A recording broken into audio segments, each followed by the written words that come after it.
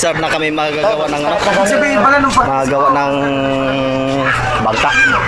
Ito ay re-repair sa likod at ang gagawa ngayon.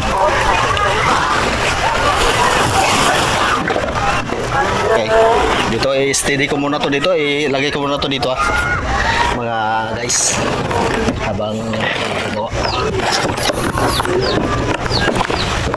Okay, ikaw anay?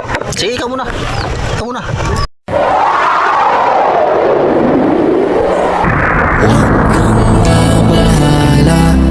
May nagbabantay sa dilim, nag-aabang sa sulok at may hawak na patalim.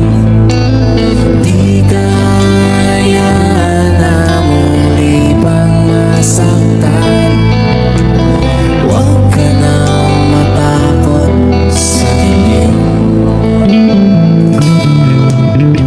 Ito ay kwentong hango na galing sa dalawang taong nagmamahala ng tunay. Ang alay Elsa at Lando, at kahit para magkakataon ay nakakantad dahil magkalayo ang uri ng buhay, ang estado ng